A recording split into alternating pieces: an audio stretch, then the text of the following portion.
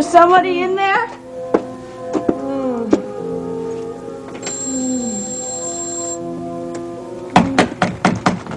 Something the matter? Oh, please. Please, come in.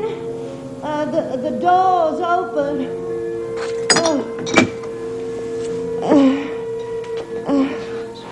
You all right, ma'am? You ill? Please. My pills, they're over there. Over there. Take as needed.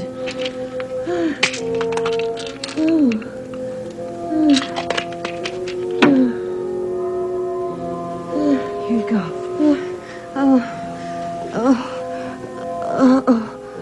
Oh, thank you. Thank.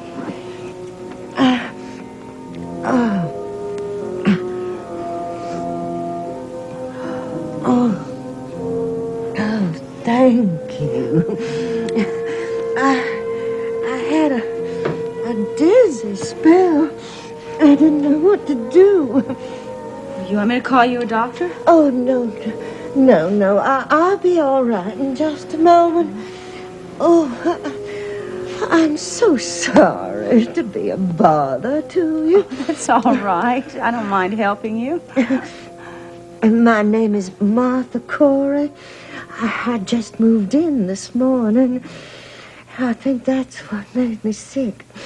All that packing and unpacking. I'm really not a sickly person. I know what packing and unpacking is like. Have you eaten anything today? Oh, no, I haven't. No, I suppose that's the reason, too. Well, I've been so busy. I just didn't fix anything at all for supper. Well, you know, that's probably what the problem is. Let me go see if you've got anything in your kitchen. Oh, no. I couldn't put you to all that trouble. No trouble, Mrs. Cory. Part of the good neighbor policy. Yes, you're a very good neighbor to have, Deborah.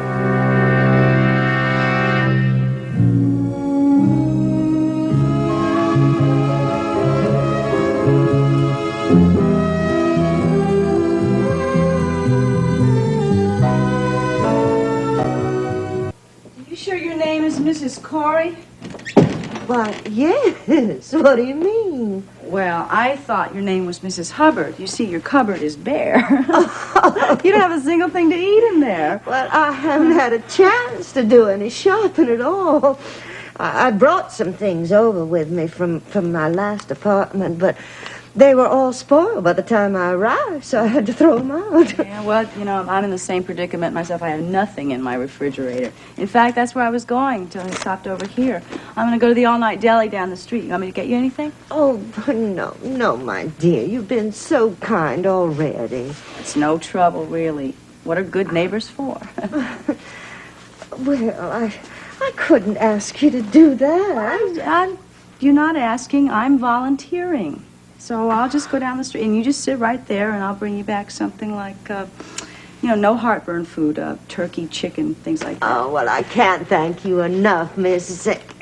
I'm afraid I don't even know your name. It's Deborah. Oh, well, thank you, Deborah.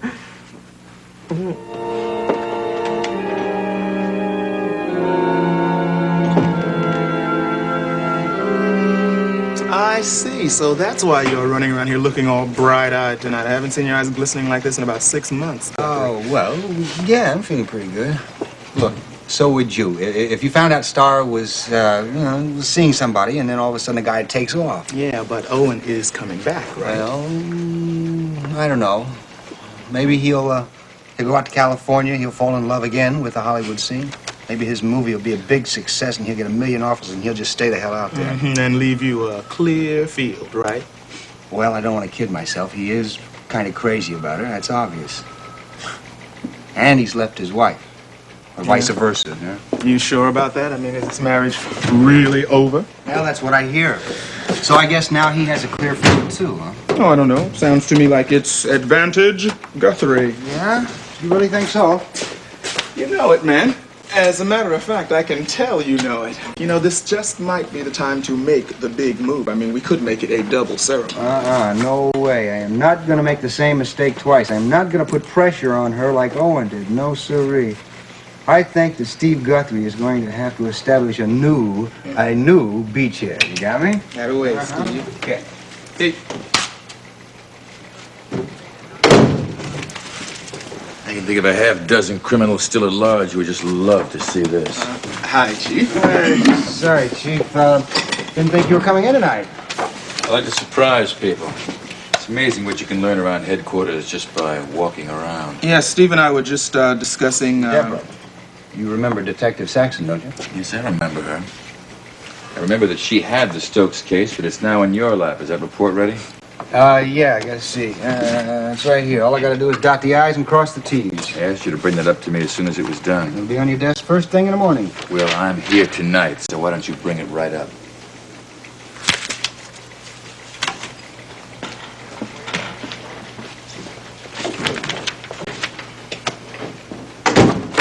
I wonder what's eating him. Maybe he didn't like the look of that hole in your shoe. Huh?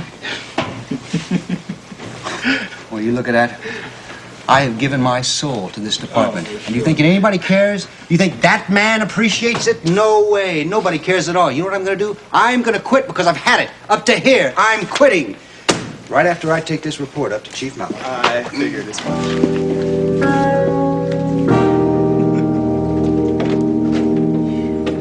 I don't know what I think about Derek Mallory, but I do know one thing. He's not nearly as hard-nosed as he wants people to think. Well, who is? Who is? Well, I don't know. Not all of us have to pretend to be tougher than we are, but yes, if you're going to be chief of police. Yeah, he's also pretty young to be in charge of a police force the size of Monticello's. I'm sure he's aware of that. You know, I don't know about that. They have mayors now who are under 30. Well, then maybe age is not the only factor. Do you want a drink? You know, I was just going to suggest a little hot cider. Well, that's a good idea. You're home already? Yeah, oh, I'm sorry, Mrs. Goodman. We had dinner before Nicole's 11 o'clock broadcast. Came right home. Listen, haven't you had enough of Adam yet? I mean, you should be exhausted the way he's been carrying on lately. Oh, you're not kidding. Boy, if they could hook that kid up to some generator or something, they'd have the whole energy problem solved. Why, did he give you some trouble? No, I can still handle him. Listen, he wore himself out. Hey, you know, before I get that cider, I think I'm going to check on Adam, okay? Oh, I'll get that for you. Oh, no, you go home. Okay, maybe I am a little bushed at that. I'll go get my bag. Oh, here's something came for you, Mrs. C. It's an early Christmas present, Eddie? Huh. It's a book. Oh, it's by that doctor I interviewed, Dr. Lennox. It's autographed. Oh. Just another one of those mushy Well, inscriptions. let me see it. Come on, what's the matter? Are you afraid to show it to me? Oh, is it too mushy? Let's go, let's go. No. Thanks again for the interview and all your kindness. This first book of mine may answer some of your heredity questions. Best wishes. Listen, I'm not saying Adam is one of those, what do you call them, hyperactive kids. Just got a lot of pep, that's You all. could say that again. And a little bit of mischief in him, too, I'd say. Well, listen, he's growing up. Listen, what do you expect from this crazy society of ours? I wasn't aware that society was having that much of an effect on him already. He watches TV, doesn't he? You have a point. Mrs. Goodman, if Adam is getting to be a little bit too much for you, you Come have on. to... Are you kidding? I can handle him with one hand tied behind my back. And if I know Adam, he'll tie both my hands. Look, I'm kidding. I love him. He's a little angel. With a little bit of devil in him, too. Yeah. You drive safely now, Mrs. Goodman. Okay, night. But be careful. Yeah. Well, suppose I get that cider. Suppose we talk about that book. How can we talk about something we haven't read? I've read it. You have? Well, you read everything, don't you? Well, I don't know how you find the time to do it. Look, I haven't read a fraction of the books I would like to, but this happened to be quite popular a few years ago. especially among people who are interested in the subject of mental illness. I'm not that interested in it. I'll probably skip it. Quite impressive book, though, isn't it? Miles, I thought we said that we would drop this subject. Exactly which subject? Heredity.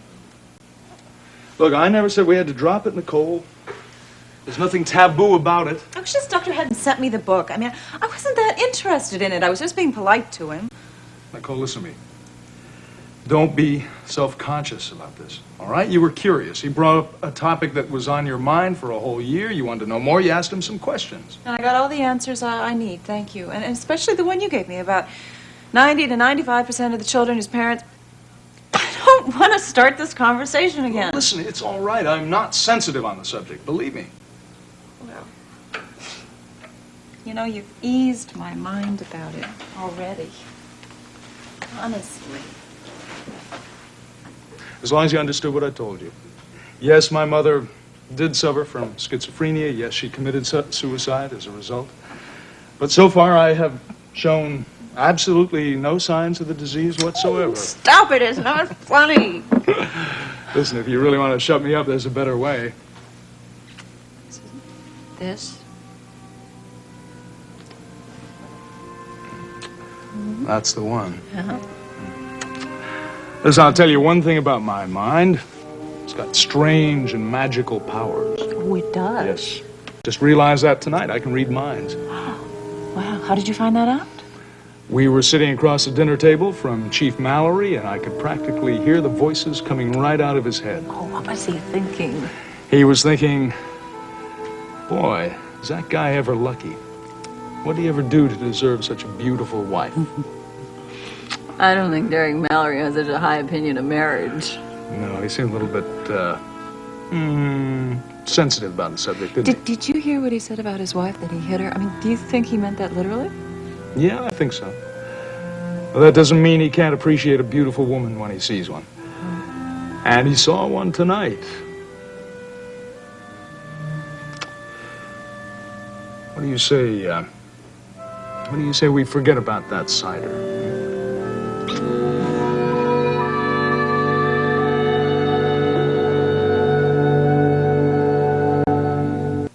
Well, no, actually, I haven't got the yellow sheet in on him yet, but I should have it probably by tomorrow night. And I'll shoot it up to you as soon as it arrives. Hey, look, don't worry about a thing, Sam. I mean, you'd do the same thing for me, right? Okay, so long. What are you doing here? Visiting my fiancé. That's what I'm doing here. Hey, come on, you can look a little glad to see me. I am always glad to see you, baby, but I think you picked a bad time to come socializing. Chief Mallory's on the warpath tonight. What you mean? Well, he was in here. Steve was talking about his love life. I thought he was going to actually try and kick the guy out of the chair, you know? Anyway, he should come around again and find you. Oh, but look, I want to see this man. I want to see if he really looks like Frankenstein's monster. Well, he really doesn't look the part. Actually, he's, you know, ordinary, cool-looking guy, mustache. But I just don't think it's a good idea for you to hang out here tonight. But Calvin, I can't sleep. All I do is lay there and think about how it's going to be when we get married. Yeah, well, why don't you try counting sheep, huh? I'd rather count days. And count days. Calvin, has it ever occurred to you that you run out of excuses for setting the date? I mean, first you wanted to wait until your leg healed up well enough so you could stop wearing crutches, and then you wanted to be able to stop using the cane. I still have, you know, kind of this little limp, honey. Mm-hmm, and you know what I call that? A limp excuse. Look, Star, this is not the time or the place for this discussion. Well, you know, it's one way to stop it. It's very easy. Okay, just tell me, what do I have to do? Stop fooling around and let's get down to brass tacks, and I do mean gold rings. Come on, Calvin. It's not as if we're going to have a big wedding or anything like that. All you have to do is set the date, and we'll get this gig started, okay? Come on, would you cut that out? Didn't you hear what I just said? What's the matter? You scared the big bad chief's gonna come in here and give you grief like he gave Stevie about his love life? You could get me suspended. Kelvin, I have been suspended too long as it already is. Come on, let's get married next week. Come on, you know that's too soon. I mean, we have to get the All right, license. 2 weeks. And that'll give you enough time to get an apartment, and you can take a leave of absence. We can have our honeymoon. All right.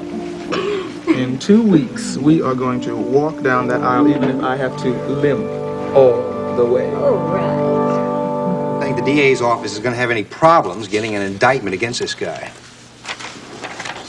Stokes practically confessed to the murder of that girl, huh? Yeah, of course, he's denying the confession now on advice from counsel, but you can see from the report that we have enough witnesses and enough circumstantial evidence to satisfy a grand jury. You sound like a lawyer, Guthrie. Well, I took a couple of courses in criminal law. The department picked the bill up. That's Chief Marceau's idea. Well, Sue had a lot of ideas, didn't he? A lot of us took the courses. We all thought they were good. So do I. As a matter of fact, I plan on expanding it. Glad to hear it. Okay, Guthrie, thanks. It's a good job. That's not my work, you know. You didn't write this? No, I wrote it. But the investigation was done by Deborah Saxon. If you're going to give out any credit, you should give it to her. All right, Guthrie. I'm serious. Look, she handled this case and she worked hard on it from the minute it came in. She found the witnesses. She buttoned down every detail. Look, I have heard enough in the defense of Deborah Saxon for one night. It was the main topic of my dinner conversation. You mind if I ask who did the defending? Dr. Kavanaugh and his wife. You know them? Yes, I do. I know them both. As a matter of fact, the first time I met Nicole, I was on suspension myself, the same as Deborah. When was this? Long time ago. Some lunatic was threatening her. I was suspended, so I hired out as a bodyguard. But I see everything turned out all right. Oh, yeah, she's one terrific lady. She's a beautiful woman, too. I'll second that motion. It's not often you meet someone who looks like that and has something to say for herself, too. Okay, Guthrie, that's it. Thanks. One more thing, Guthrie. Don't worry about Saxon getting credit for that collar. She will.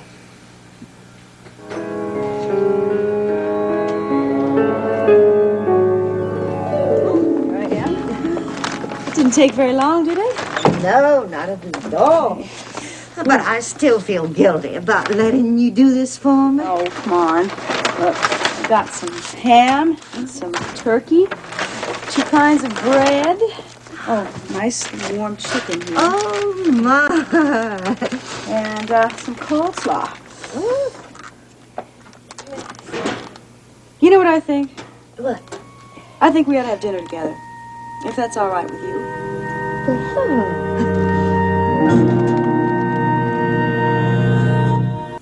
Actually, I work for the police department. And before you jump to any conclusions, I'm not a secretary or a switchboard operator. I'm a police officer. Well, for heaven's sake, you just don't look as if you... Well, you know what I mean. Yeah, I think I do. Most people say the same thing, as if you're able to recognize a police officer. But, you know, we come in all shapes and sizes these days, Mrs. Cory, and in both sexes. Do you wear a uniform?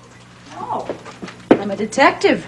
A detective? Oh, my, that must be exciting. Yeah, it's not nearly as exciting as the word implies. A police detective doesn't live the kind of life that the detectives in novels or films live, but I don't know, it's fairly routine, I guess. I like it. Well, I have to admit that I feel so much safer now, knowing I have a policeman, I mean a policewoman right next door. Yeah, well, I'm glad to have a neighbor myself. Oh, dear.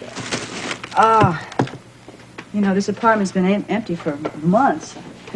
Nobody to borrow a cup of sugar from. Oh, well, isn't there another apartment down the hall? Oh, yeah, but the man travels half the year, so he's never home. You're going to be home, aren't you? Oh, my, yes.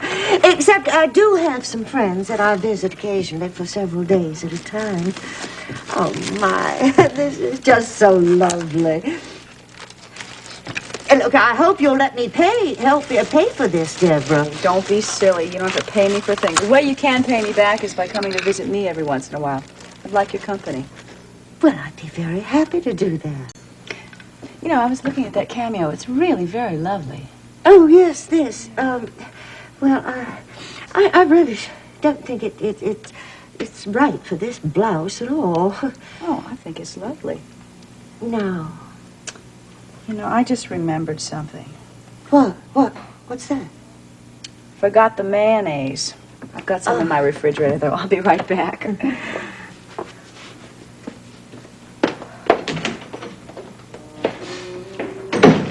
To my darling Nola, from Owen.